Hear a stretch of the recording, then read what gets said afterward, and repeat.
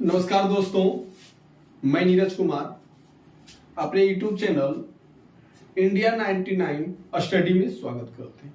आज हम चर्चा करेंगे सरकार के बारे में। सरकार के बारे में चर्चा करेंगे। What is government? सरकार होता क्या है, ठीक ना। सरकार के बारे में चर्चा करेंगे कि सरकार होता क्या है, इनका कार्य क्या है, सरकार किस तरीके से कार्य करता है, सरकार का प्रमुख कार्य क्या है, सरकार अगर नहीं हो तो हमारे देश में कितनी कठिनाइयों को झेलना पड़ेगा, यह लोकतंत्र का कैसी सरकार होता है, राजतंत्र में कैसा सरकार होता है, उस पर चर्चा करेंगे, ठीक है। तो सबसे पहले हम लोकतंत्र की बात करते हैं। लोकतंत्र में जनता के द्वारा शासन किया होता है ना, जनता के द्वारा ही सरकार चुना जाता है। लोकतंत्र में जनता के द्वारा ही सरकार चुना जाता है, ठीक है। तो सरकार क्या है? सरकार एक खास व्यक्तियों का समूह होता है। खास सरकार जो होता है एक खास व्यक्तियों का समूह होता है, ठीक ना। और यह राष्ट्र स्तर, राष्ट्रीय स्तर और राज्यों स्तर पे काम करती है, ठीक ना। यहाँ पे देखिए हम लिखे हैं, थोड़ा पढ़िएगा। सरकार कुछ निश्चित व्यक्तियों का समूह होता है। सरकार क्या होता है? कुछ निश्चित व्यक्तियों का समूह होता है, ठीक ना। और यह राष्ट्र तथा राज्यों पर एक निश्चित काल के लिए, राष्ट्र तथा राज्यों पर एक निश्चित काल के लिए और निश्चित पद्धति द्वारा शासन करती है, उसे सरकार कहते हैं। आपको सरकार में समझने में कोई दिक्कत नहीं होगा। सरकार किसे कहते हैं? सरकार कहता है, सरकार जो होता है बाबू, कोई निश्चित व्यक्तियों का समूह होता है जो राष्ट्र तथा राज्यों को निश्चित समय के लिए, निश्चित काल के लिए, निश्चित पद्धति द्वारा शासन करता है, उसे सरकार कहते हैं। सरकार का 3 अंग होता है, पार्ट्स ऑफ गवर्नमेंट। सरकार के 3 अंग होते हैं। एक होता है व्यवस्थापालिका, दूसरा कार्यपालिका, उसके बाद न्यायपालिका, ठीक ना। यहाँ पे लिखे हैं, देखिए, सरकार के अंग, पार्ट्स ऑफ गवर्नमेंट। सरकार के कितने अंग होते हैं? सरकार के 3 अंग हैं। देखिए यहाँ पे लिखा है व्यवस्थापालिका, कार्यपालिका और न्यायपालिका। आइए थोड़ा सा हम चर्चा सभी के बारे में करते हैं। कार्यपालिका पर भी चर्चा करेंगे, न्यायपालिका पर भी चर्चा करेंगे और व्यवस्थापालिका पर भी चर्चा करेंगे। इसका डिटेल बताना इस वीडियो में संभव नहीं होगा। इस वीडियो में बनाने में पूरा लंबा टाइम लगेगा, इसीलिए इसमें थोड़ा इसके बारे में चर्चा करेंगे। उसके बाद हम अलग से आपको वीडियो पे बनाएंगे, व्यवस्थापालिका पे, कार्यपालिका पे और न्यायपालिका पे। इस तीनों पे अलग अलग हम वीडियो बनाएंगे। थोड़ा सा पहले हम जानने की कोशिश करते हैं व्यवस्थापालिका पे, व्यवस्थापिका पे। व्यवस्थापिका जो होता है बाबू, व्यवस्थापिका को ही विधायिका कहते हैं। व्यवस्थापिका को ही विधायिका कहते हैं। इसे आमतौर पे संसद कहते हैं। इंग्लिश में इसे कहते हैं पार्लियामेंट, ठीक है, पार्लियामेंट कहते हैं। ये एक फ्रेंच भाषा से आया है। इसका उत्पत्ति जो है फ्रेंच भाषा पार्लर से हुआ है, ठीक ना, पार्लर से हुआ है। इसको लैटिन, पार्लर का मतलब होता है बातचीत करना। आमतौर पे इसका शाब्दिक अर्थ होता है कि बातचीत करना, ठीक ना। लैटिन शब्द में इसे पार्लियामेंटम कहते हैं। पार्लियामेंटम, इसको लैटिन शब्द में पार्लियामेंटम कहते हैं। इसी पार्लियामेंटम शब्द से पार्लियामेंट बना है। देखिए, पार्लर शब्द जो है फ्रेंच शब्द है और ये पार्लियामेंटम शब्द, इस दोनों का कार्य होता है, इस दोनों का एक शाब्दिक अर्थ होता है कि बातचीत करना, ठीक ना। और यह जो है व्यवस्थापालिका, जिसे विधायिका कहते हैं, यह सरकार का सबसे पहला महत्वपूर्ण अंग है। यह सरकार का सबसे पहला महत्वपूर्ण अंग है। और यह जो है व्यवस्थापिका है, जो कानून निर्माण करता है, कानून को बनाता है, ठीक ना। ये कानून बनाता है। व्यवस्थापिका क्या है? कानून बनाता है। इसका काम है कानून बनाना। आप बात करते हैं कार्यपालिका की। कार्यपालिका जो है बाबू, कार्यपालिका है, इसका एक केंद्रीय स्तर पर इसका प्रमुख, कार्यपालिका का केंद्रीय स्तर पर इसका प्रमुख कौन होता है? राष्ट्रपति होता है। पहला प्रमुख होता है राष्ट्रपति, केंद्रीय स्तर पे, ठीक है। राष्ट्रीय स्तर पर इसका कार्यपालिका का प्रमुख राज्यपाल होता है, ठीक ना। और केंद्रीय स्तर पर कार्यपालिका का दूसरा प्रमुख उपराष्ट्रपति को माना जाता है। किसको माना जाता है? उपराष्ट्रपति को माना जाता है, ठीक है। और तीसरा, केंद्रीय स्तर पर कार्यपालिका का केंद्रीय स्तर पर कार्यपालिका का तीसरा प्रमुख प्रधानमंत्री को माना जाता है। किसको माना जाता है? प्रधानमंत्री को माना जाता है, ठीक है ना, प्रधानमंत्री को माना जाता है। कार्यपालिका है व्यवस्थापालिका या न्यायपालिका का, इसका काम है कानून बनाना, ठीक है, इसका काम है कानून बनाना, और इसमें है, इसका काम है कि कानून का पालन कराना, कानून को बनाना, कानून को लागू करवाना, इसका मतलब है। ये जो होता है कार्यपालिका के ही अंतर्गत आता है मंत्री परिषद, कार्यपालिका के ही अंतर्गत आता है मंत्री परिषद। मंत्री परिषद में होता है कैबिनेट मंत्री, राज्य मंत्री और उप मंत्री। किसके अंदर होता है? कार्यपालिका के अंतर्गत, ठीक है। आइए थोड़ा सा चर्चा किस पे करते हैं? न्यायपालिका। न्यायपालिका का अर्थ होता है, न्यायपालिका जिस तरीके से व्यवस्थापालिका या विधायिका ये कानून बनाती है, ठीक है ना, और ये कानून बनाने के बाद ये कार्यपालिका को ट्रांसफर करती है, और कार्यपालिका इस कानून को पालन करने के लिए करती है, ठीक है, पालन करने के लिए कार्यपालिका करती है। इसी अगर जो कानून कार्यपालिका जो कानून व्यवस्थापालिका बनाती है, उस कानून को ट्रांसफर अगर कार्यपालिका में करती है, अगर कोई व्यक्ति है, अगर कार्यपालिका में अगर कोई व्यक्ति को कानून बना दिया गया है, जैसे मान लिया जाए कि कोई एक ड्राइविंग लाइसेंस है, बिना ड्राइविंग लाइसेंस के कोई गाड़ी नहीं चला सकता है, क्या व्यवस्थापिका या विधायिका जो ये कानून बनाती है कि कोई भी जो है 18 वर्ष से कम उम्र के कोई भी महिला या पुरुष है, कोई भी वाहन बिना ड्राइविंग लाइसेंस के नहीं चला सकता है। कौन कानून बनाया है? व्यवस्थापिका या विधायिका जिसे कहते हैं वो बनाया है, और वो कानून किसको ट्रांसफर करती है? कार्यपालिका का।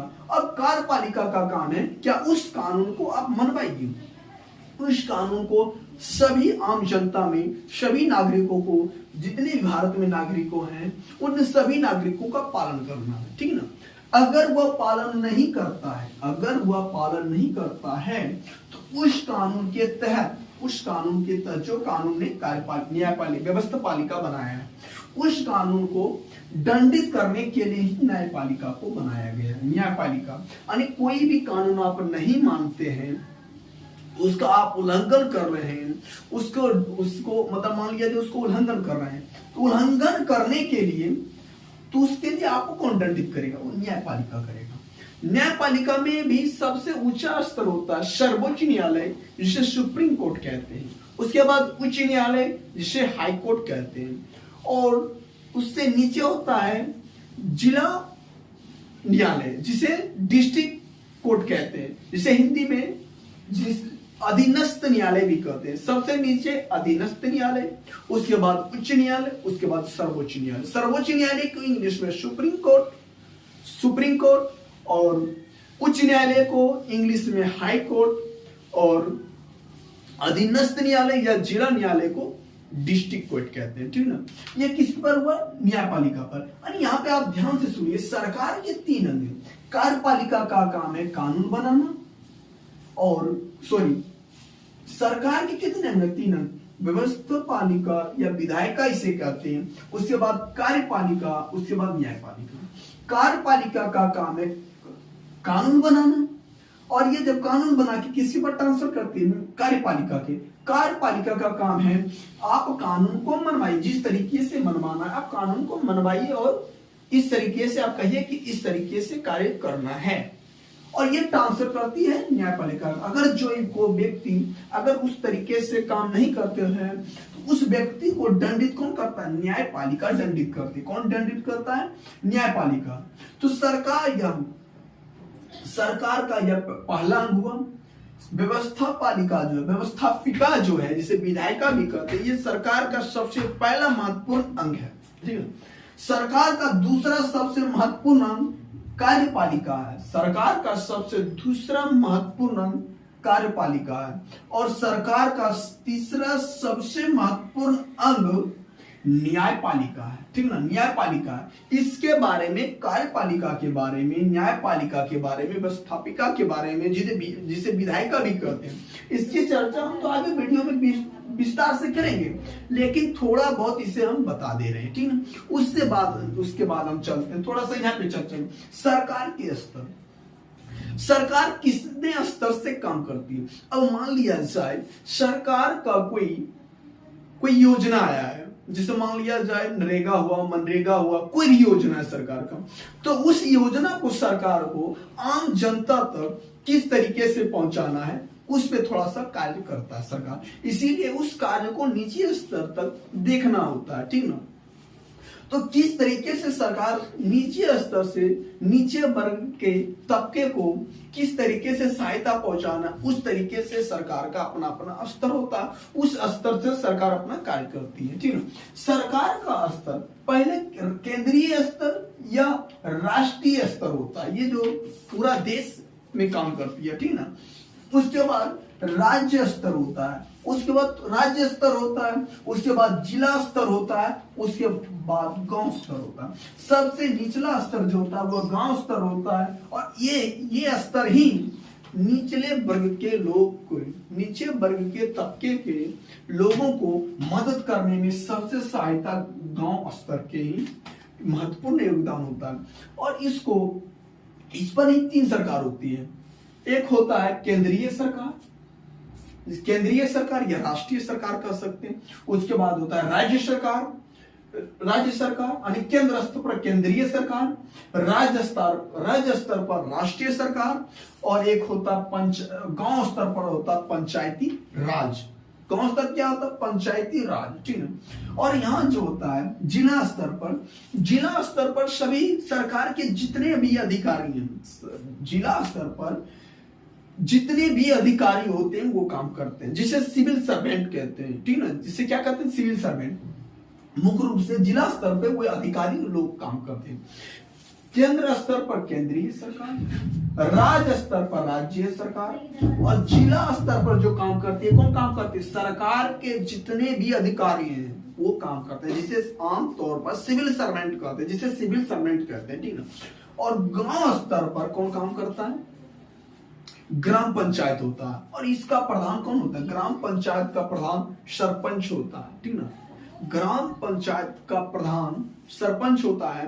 आप गांव में अगर देखिएगा, अगर गांव से आप बिलोंग करते हैं तो आप देखे होंगे कि अगर वहां पे कोई लड़ाई झगड़ा होता है तो उसका पंचायत कौन करता है? सरपंच साहब करता है। यानी ग्राम पंचायत का प्रधान सरपंच होते हैं। और कहां से इसका कनेक्टिविटी कहां से? सरकार से। यानी सरकार जो है ग्राम पंचायत पर वो अपने प्रमुख को बनाते हैं कि सरपंच साहब जो है अगर कोई दिक्कत आता है पंचायत में काम करता है, ठीक है। और ग्राम पंचायत में भी मुखिया भी होते हैं, ठीक है, उसका काम अलग होता है, ठीक। यहां तक तो आप समझ गए। उसके बाद हम एक एक चर्चा करेंगे। केंद्रीय स्तर पर, राष्ट्रीय स्तर पर, केंद्रीय स्तर और राष्ट्रीय स्तर दोनों सेम होते हैं।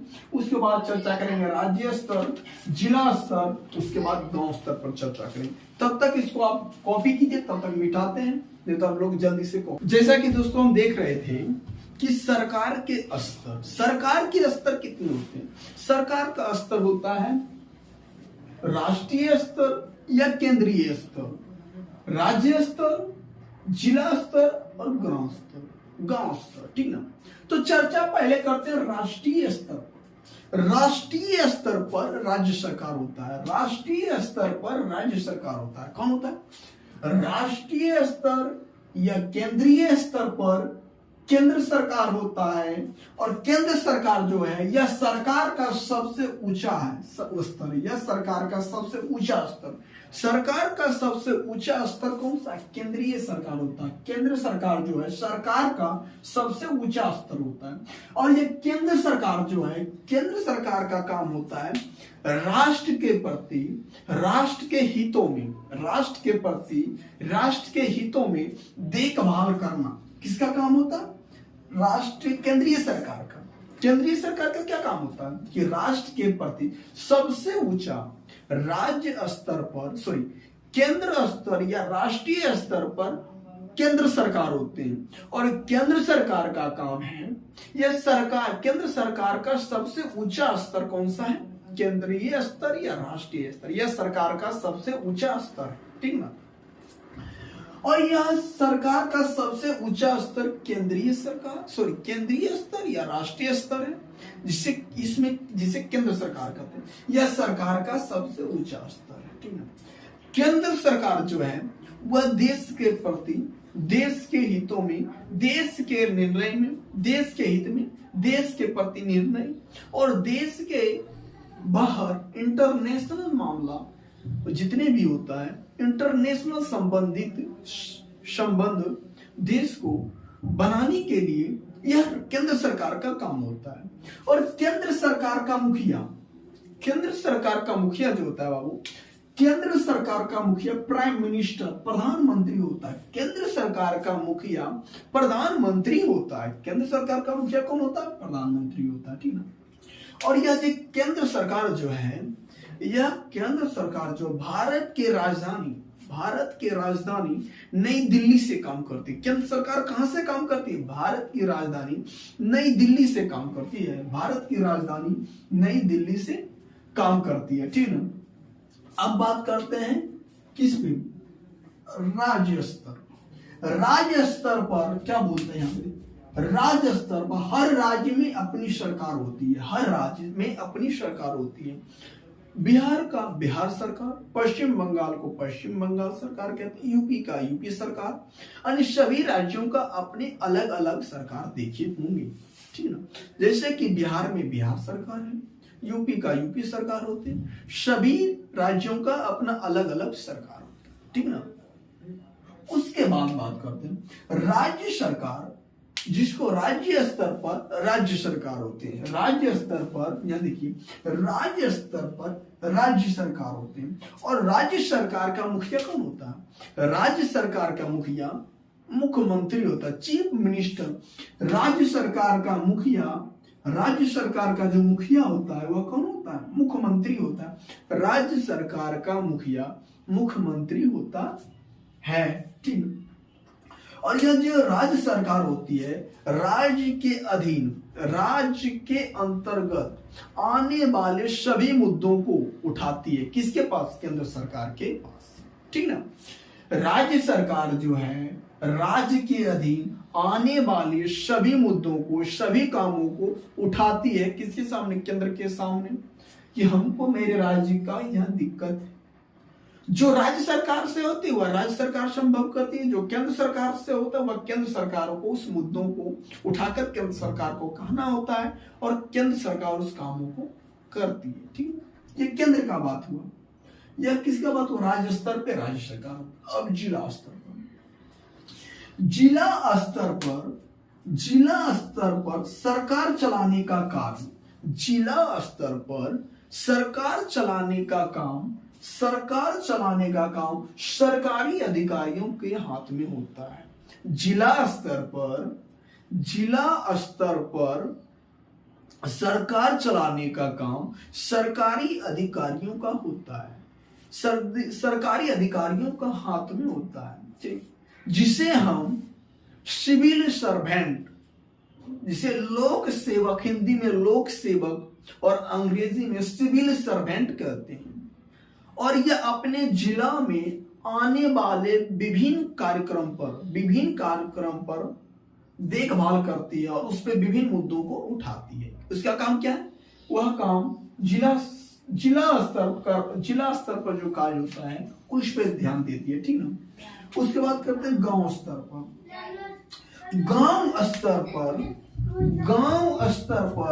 गांव का सरकार का मुखिया, गांव स्तर पर सरकार का मुखिया सरपंच होता है। गांव स्तर पर सरपंच का मुखिया, गांव स्तर पर सरकार का मुखिया कौन होता है? सरपंच होता है। देखे होंगे कि गांव स्तर पर कभी आपस में लड़ाई झगड़ा होता है, उसमें कौन पंचायत करता है? सरपंच साहब करते हैं। इसीलिए कहा जाता है कि गांव स्तर पर सरकार का मुखिया केंद्र सरकार होता है, ठीक है। और गांव स्तर पर ग्राम पंचायत होता है। ठीक ना। सरकार बोलता है कि ग्राम पंचायत जो होता है, गांव स्तर पर सरकार जो है ग्राम पंचायत का निर्माण किया है। किसका निर्माण किया है? ग्राम पंचायत का, ठीक है।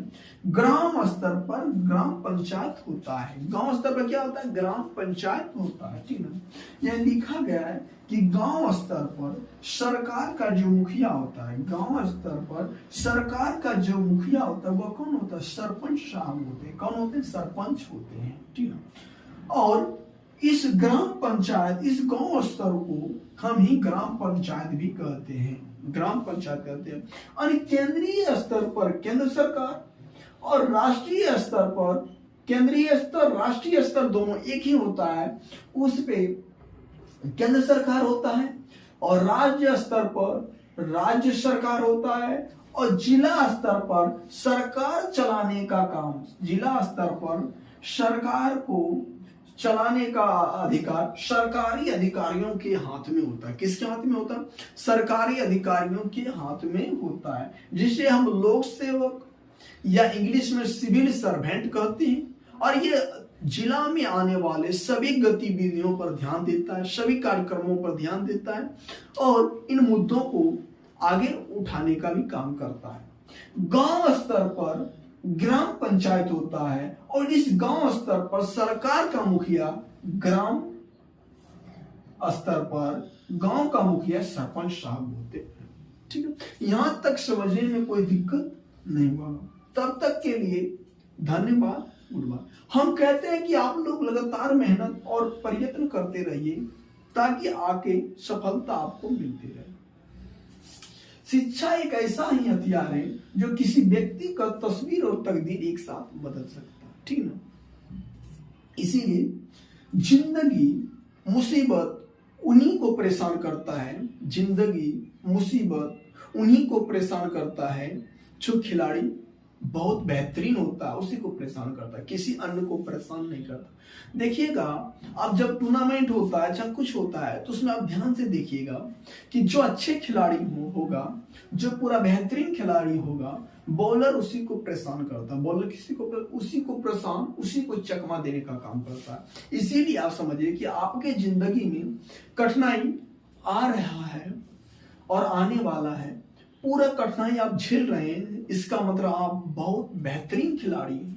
इसीलिए आपको परेशानी जिंदगी में आ रहा है, अन्यथा जिंदगी में आपको परेशानी नहीं आता अगर आप बेहतरीन खिलाड़ी नहीं होते। जिस तरीके से आपने हम बॉलर और बैट्समैन के बीच में तुलना कर बताया, उसी तरीके से आप अपने जिंदगी का भी तुलना कर देख सकते हैं, ठीक है। तब तक के लिए धन्यवाद। तब तक के लिए मैं अगले वीडियो में मिलेंगे, तब तक के लिए गुड बाय, धन्यवाद, टेक केयर।